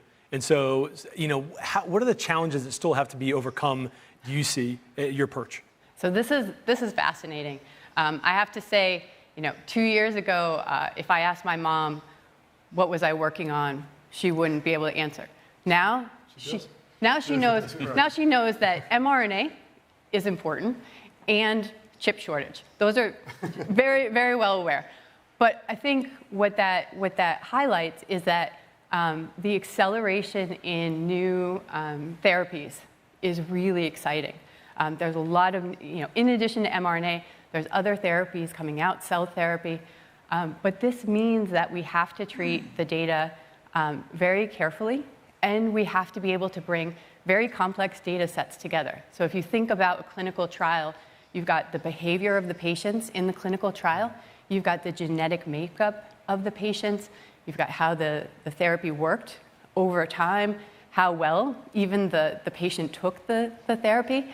And all of this goes into really starting to diagnose and create somewhat a digital twin of that patient. That's where we get to personalized medicine.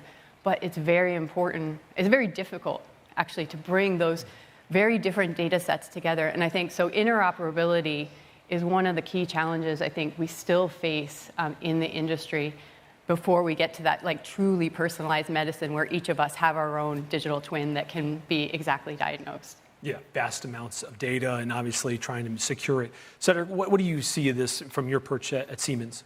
I mean, if I look at Merck, if I have a digital twin of myself, I want to make 100% sure that I trust you and that it's traceable. I'm sure that's the same for you guys. Right. I mean, that's why we really need to work on really across the value chain to make sure that the data is really true and it's secured. Because if I get a vaccine it better works, and it better not be, oh, we tried this, but I used something different in the process. So that's why we were working with Merck. And what Dirk showed you, to really from the sort of sensor to the edge to the cloud, that's what we do together. We have the machines of Merck sending data, and trustworthy data, through the process so we can understand what's in there. And if you take a bottle today, you see what sort of components are within a bottle, but you want to know where it comes from, you want to know what the product carbon footprint is, you want to know if child labor was used, whatever sort of elements are there, so that it's not, you're going to buy exactly what is going to be used in the right way. And that's why this collaboration is important. And you know what? Once we solve it, Patrick, Trond, I'm sure that it's going to be useful for your industry. It's going to be useful also for BMW, which is going to try to trace through all its supply chain where things come from. So thank you for innovating, and let's replicate this. That's why we work with Merck. Yeah. Patrick, your company transports over 250 million passengers every year. So for the audience perspective, that's moving the whole population of London roughly 25 times. So how do you manage digital transformation, considering some of the legacy infrastructure you are faced with is over 100 years old? It is. I mean, Victorian railway, and it's quite a challenge. But, you know, can I first of all say that I am terribly excited to be here today, because it's, I thought, you know, it's mind-blowing what I've seen earlier on. And the fact that, you know, when I joined Thameslink, or Govia Thameslink, back in 2018, I was interested in the trains and what we could do to make it better for passengers. I never thought that today I would be talking about, you know, ecosystems and standard APIs and the importance of collecting data. But hey, yes, so we had that massive challenge in the southeast, well, London and the southeast, where over 2 decades, I mean, since 1996, passenger demand had almost, no, more than doubled. So it went from 500 million to over 1 billion. And all that was done on, you know, the, as you say, legacy or Victorian infrastructure with traditional trains, but we were running out of capacity. So the only solution was to add capacity, to do something completely transformational and new. Now, the problem they had was that you can't just stop and say, right, you 1 billion passengers, you all stop traveling for a couple of years while we're redesigning the railway. So I had to do it almost, you know, open heart surgery while the patient was still conscious. And that was quite a challenge. But that worked, and what they designed was a system that was, you know, a fully integrated system, actually what we've been talking about here today, with stations that are intelligent, infrastructure that communicates and is intelligent, and then the trains, the wonderful Siemens trains. And I've got to be honest, I'm not a train enthusiast, but they are the best commuter trains in the world, probably. And I'll include space in that as well. They are great. But those trains brought what's called Railigent, and that's a digital asset management system, and that has given us great benefits for our train operations, both for the passenger experience as well as cost control.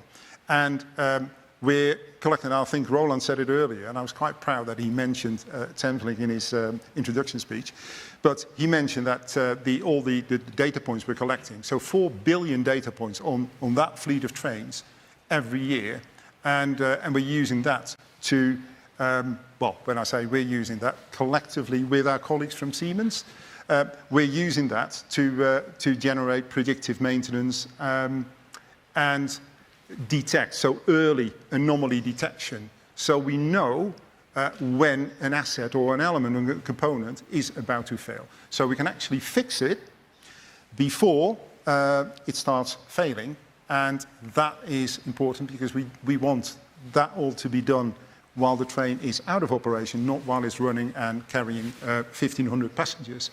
So I think that's all understandable. So that combined with good information, we have automated driver or train operations. So that means that the trains can virtually drive or run driverless. And that's important because through the core of London, where these trains are, you know, operating most, frequency and therefore high capacity and high frequency is very important. Now that is more, believe it or not, and I don't think my train drivers will like what I'm saying now, but to take the human factor out of that makes it actually more reliable. But they're still there to intervene when required. But that has enabled us to boost availability up to almost 100%. And obviously, that is where the passengers benefit. So, yes. And well, I mean, you mentioned at the top, you're transforming as well as your business is transforming at the same time, and it's the same thing for employees as these things come along. They move. The importance is to move together with it.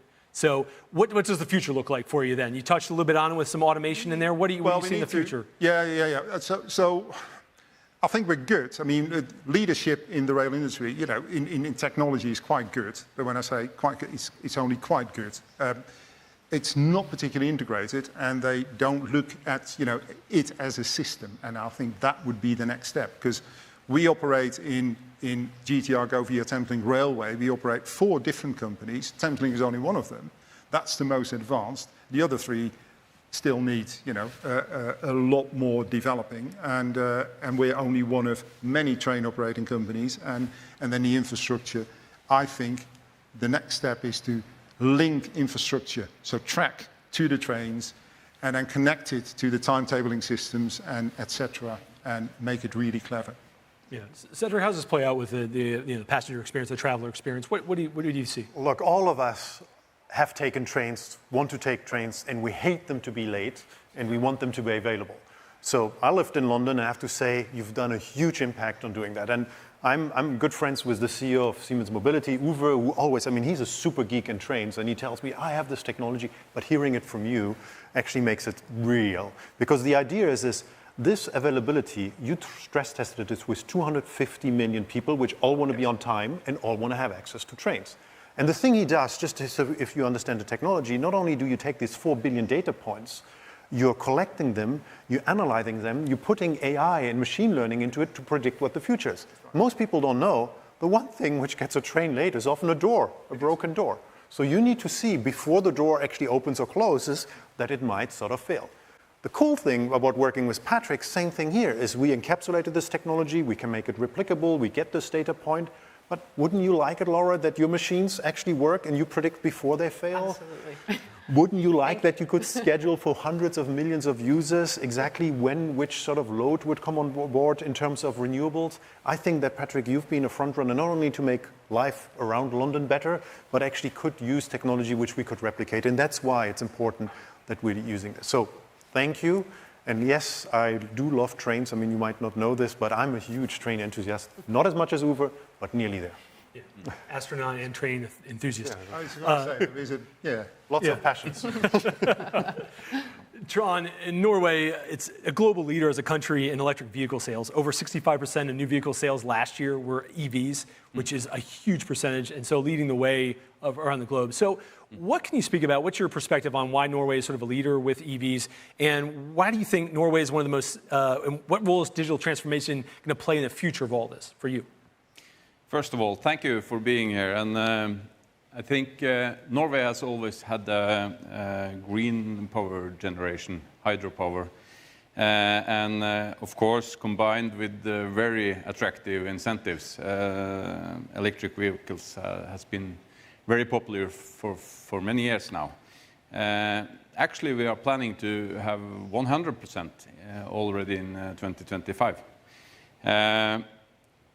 In Norway, we have had 3 decades with stable production and supply of energy and demand of energy. And it's only the last years that this has drastically changed. Demand have grown rapidly. We have project right now that is almost as much consumed as we have today in total. And this is radical. Also in the mix, we have new distributed energy resources like wind and solar. And this new demand and this new production and this new behavior, it creates a new behavior in the grid. And that's the main reason that we are working with Siemens to solve the challenges that appear when the behavior in the grid changes so fast, and find solution that is both good for the environment, but also meets the expectations from the customers.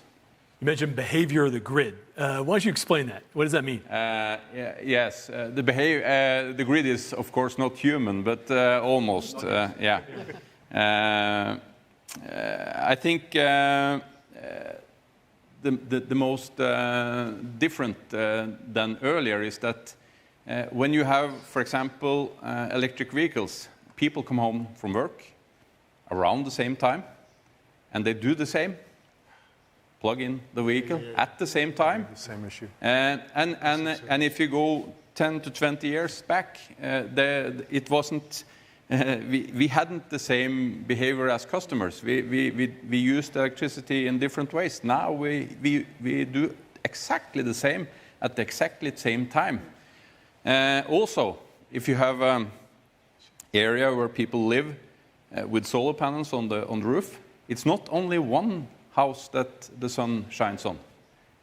All of them at the same time, exactly same time. Yeah. And how do you prepare the grid to cope with such rapid changes? Our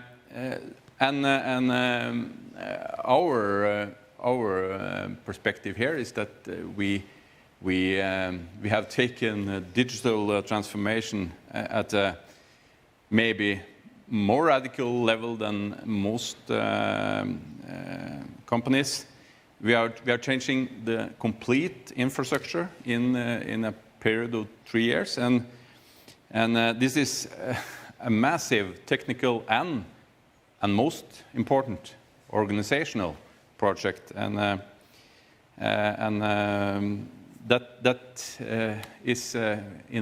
we are in the middle of this right now. Yeah, 3 years to totally transform your business, which oftentimes is thought about maybe at a software or technology company, not necessarily a power generation company. So, yeah. Cedrik, I mean, what about this? Again, you heard sort of some consistent themes through this. I mean, that speed is required now, and so what's going to be required to make it happen? Well, I mean, Trond is very, very humble because he took the number 1 and the number 3 grid operator in Norway together, combined them, and says, I'm going to use a completely new digital infrastructure, and whoever follows me can play with me, and who doesn't. So we were nearly out. I mean, we shouldn't say this. We're like, Siemens, you've been doing this for a long time. Are you the guys which are going to do the 2 things? Move me to renewables. The sun is shining 24 hours in Norway in summer and nearly 0 in winter, right? Yeah. And I want to have this on the cloud. I want this to be a cloud sort of based infrastructure.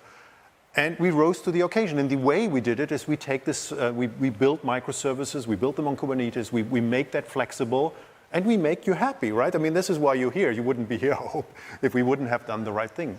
But why is it important? Because each one of you has promised by 2020, by 2030, by 2040, we're going to be carbon neutral. You can only do this if you use the technology Trond sort of came up with. You cannot completely rely on the grid operator alone. You need to combine the grid operator and your companies or your train infrastructure to start communicating. So we're making these capabilities available to everyone using really our Siemens Xcelerator capabilities. And that's why, thank you for a human change culture, but also a technology change culture, which helps us sort of take this technology across a lot of the requests which we have. Yeah. And at the core of all of this, and I've heard you all each say it, is collaboration, both internal collaboration and external collaboration. So, Laura, why don't you share a little bit about what collaboration means at Merck and the things that we're talking about? Sure. I think this is a key topic when you talk about digital transformation. So, if you think about it, we're putting in new capacity to meet our customers' demands, and in that case, we can design the digital footprint right into the capacity expansions that we're doing. But the reality is we have many plants that are operating today at full utilization.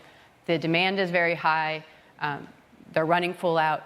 And we also want to transform those plants. So what I'm really excited about is this kind of plug and play approach gives us the ability to start, add some sensors, IoT, edge computing to the plant, get that in place. And then what happens is that's kind of the first level. Then as we learn, then we say, oh, actually we want a sensor over here. We found that we actually need some temperature sensors in this part of the plant. And so that plug and play gives us the flexibility to kind of add and learn as we go, which I think, so from a we look at it from two perspectives. One is the technology, which I think the partnership with Siemens has been fantastic and is really kind of enabling us to advance in that area. The second part is the people, because we can't put all this technology into the plant and then say, okay, now go make it happen, right? Run your machine learning models, and they say, what? What do you want me to do? And so the second part of this is really to upskill our people, to bring them up to a level where they understand the capability that we put in place, what the power is in front of them now that they can take advantage of that maybe they didn't have before. And that combination of the technology and the people coming together is where you truly get kind of the advancements. And for Merck, as a science and technology company, this is critical because then we can gain new insights into our products. We can collaborate with our customers so they can gain new insights. And I mean, I think that's really where we start to see the excitement. But it is foundational is the collaboration. Laura, can I? Yeah, absolutely. So you're talking about upskilling all your people, but are they welcoming that, or is there sort of a hurdle, a barrier to get over that? Because I mean, looking at minus, we want that, and I think part of the colleagues or the people want it. Others are somewhat reluctant, and there's a big element of, right, what have we done wrong in the past? Right. No. I mean, I think it's definitely a journey. Yeah. And I would say the first level is that there's a lot of buzzwords. And so, demystifying the buzzwords to make it so that people start to understand what we're actually talking about and how they can use it to make their jobs easier, that seems to be where we start to get the momentum. But it definitely, I mean, it's a mindset shift that has to happen.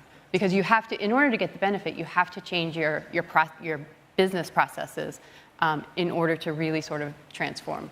And I'll give you an example.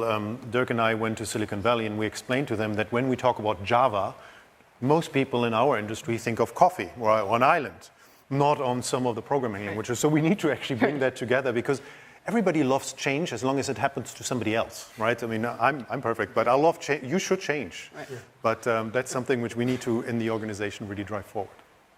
Yeah, change, I mean, is a scary thing at times, but if it's explained to the people piece of it, as you talk about, and communicated in a way that people understand the value of it, because a lot of times people bring in tools, platforms and otherwise, but if you don't think through the end user experience, whether it's the employee or the customer, it can be definitely a rocky challenge. I mean, what's the experience been like, with at Thameslink in terms of, change management and how you guys, talk about it and how you guys bring, again, like you said, a process-driven industrial thing. Ups and downs. I won't say a roller coaster, but it's been, it's ups and downs, as you would expect. But I think once people start seeing the benefits and the success of it, and I think, I spoke about our train drivers earlier, they were very reluctant. Well, what's he going to do?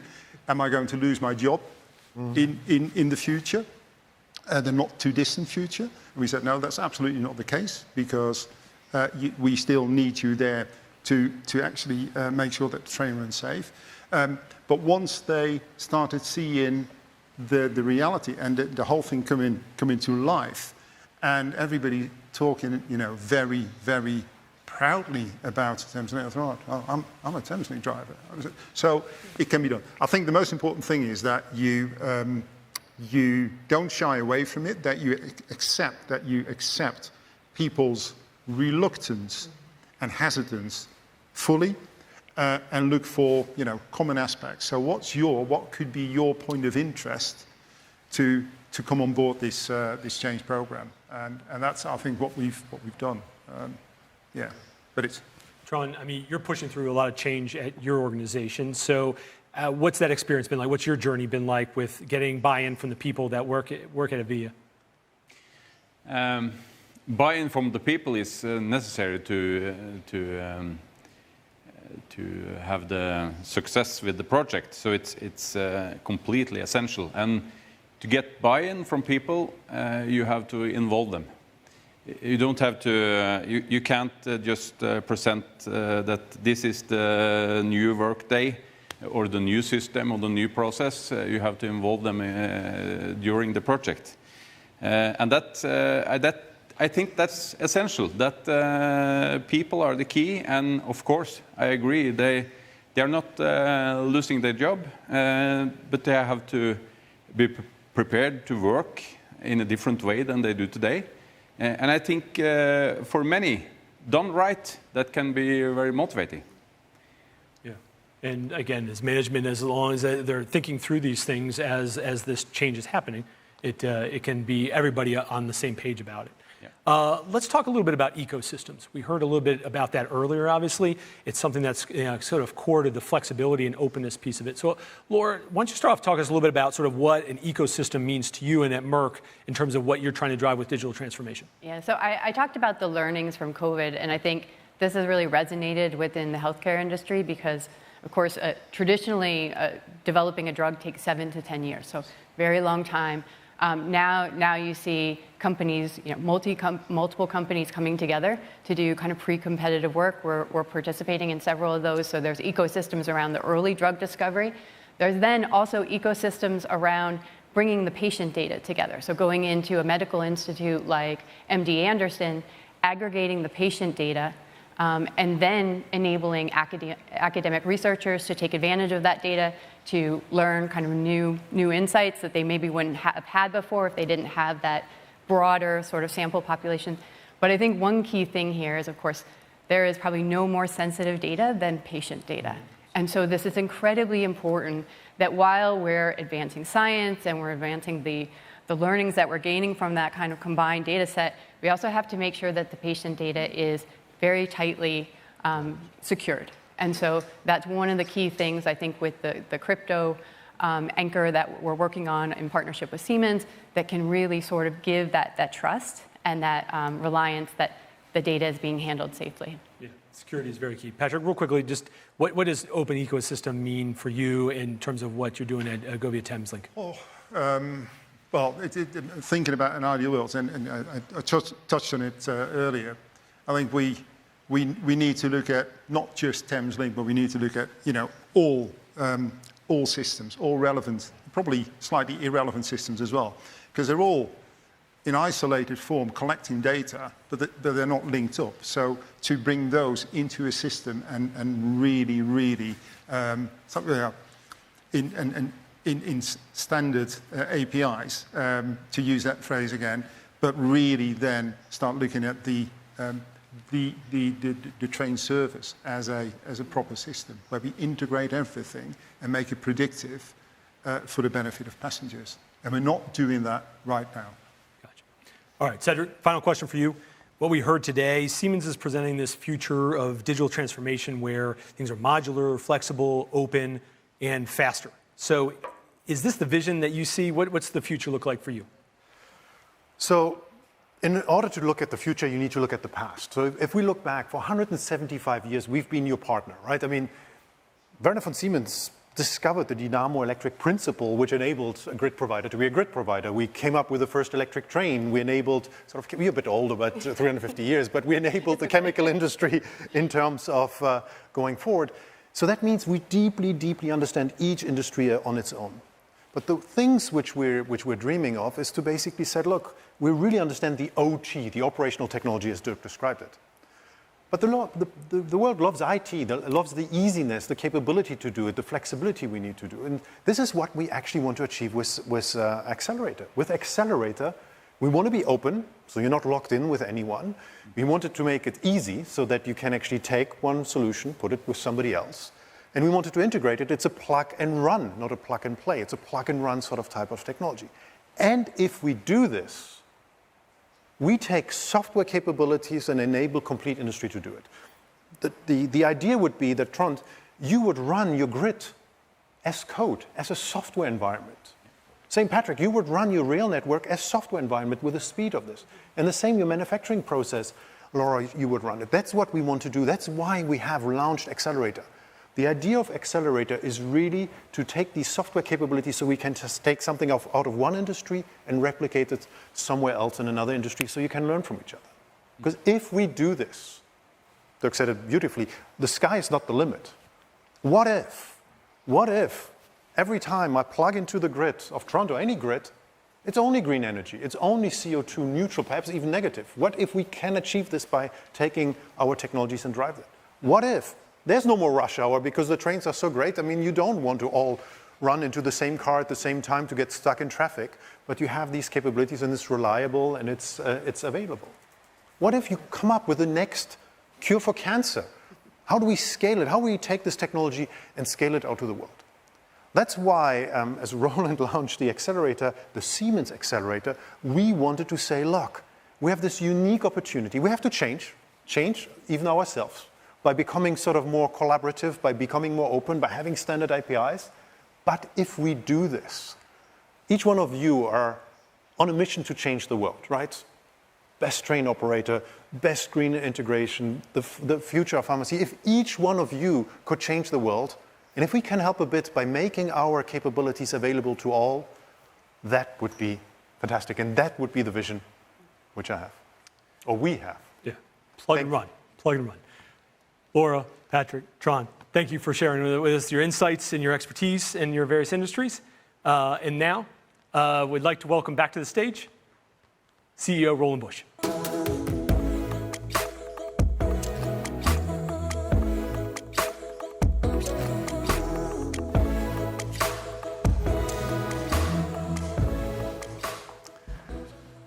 So today we introduced you to Siemens Xcelerator, our new open digital business platform, which offers you a portfolio of IoT-enabled hardware, software and services, a powerful ecosystem, and a marketplace that will evolve over time.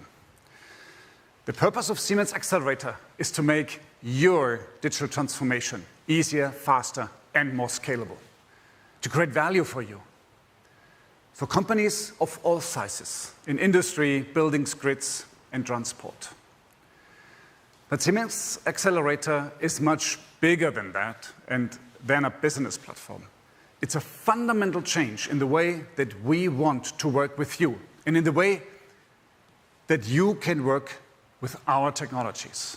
At Siemens, we combine the real and the digital worlds to enable you to do more with less.